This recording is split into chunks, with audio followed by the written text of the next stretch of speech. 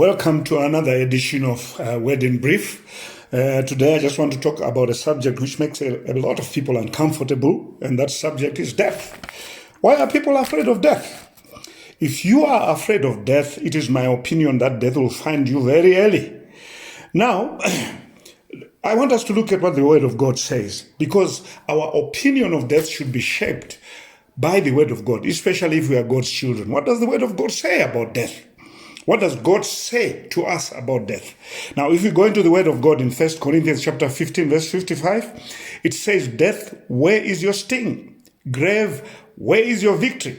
Now, the implication from this scripture is that death does not have a sting anymore, that the grave does not hold a victory over us anymore.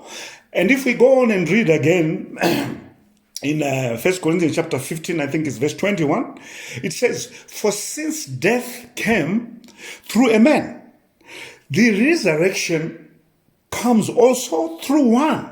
And that one referred to here is the Lord Jesus Christ. So we know that death came through men, and that is Adam and Eve. But the Word of God is declaring here that, the resurrection from death came through the Lord Jesus Christ, because Jesus has power over death. He demonstrated power over death. He rose from the dead. Now, let's look at what God's plan for man is. What is God's plan for man? Now, even in his cursed state, men should live 70 years up to 100. That's what the Bible promises. Because when God says to Adam, "You will live for 120 years," that was a curse. So what this means is that even in a cursed state, a man can live 70 years up to 120 years. Now, what about in a blessed state?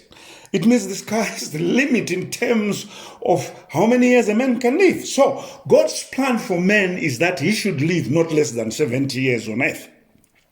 Now, because God has a plan for every man, a good plan, like he says in Jeremiah chapter 29, verse 11, to give a future and a hope. So God puts us here because he has a plan for us, which we must plug into and live. We have a destiny. God has plans for us. God has assignments for us. And for as long as those assignments have not been achieved, we are supposed to have life to live and then achieve them. Now, what is Satan's plan? Satan's plan is simple. Cut life short. If one has to die through an abortion before they are even born, the devil wants that. If a person is to die as a baby, a child, the devil wants that. If a person is to die at the age of 10 or before 20, before they marry, before they finish their school, before they do anything meaningful in this life, that's exactly what the devil wants. But that is not God's plan. And God has made a provision for men to live long, and that provision is through Jesus Christ, his Son. Jesus demonstrated that he has power over death, and we are not supposed to be afraid of death. The devil plans to destroy man's longevity through sickness, but the Bible tells us that by the stripes of Jesus, we are healed. So then it's up to you to take your pick. It's either you believe that you live very long, for as long as you need to finish what your assignment on earth is, or you're going to succumb to Satan's plan. Personally, I would rather, live long and submit to God's plan for my life, because in there is a guarantee to live long. The Bible says the thief comes to kill and to destroy, and that's Satan. But he, Jesus, came to give us life and life more abundantly. So, as a child of God, you are not supposed to be afraid of death. Death has no sting. The grave has no victory. Celebrate life. Live life in the name of Jesus. And you need to stand on this word of God, which says, "For me to live is Christ."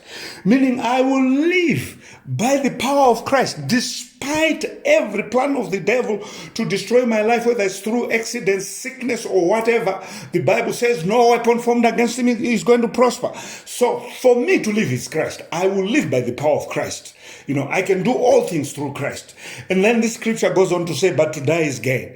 So what this means is that I am going to live long and do the things that God created me for, and fulfill all the plans that God has for me. But when my time to die comes, I'll be like Paul. Yes, I'll say, "I have fought a good fight, and I'll gladly live, and I will not be cut short. I will have lived for as long as God's plan for my life requires. So I want to say to you, do not be afraid of death. If you're afraid of death, death will find you. But be full of expectation to live long through Jesus Christ, because death has no sting and the grave will not have victory over you. Live long in the name of Jesus. Live long in the name of Jesus. Live long in the name of Jesus.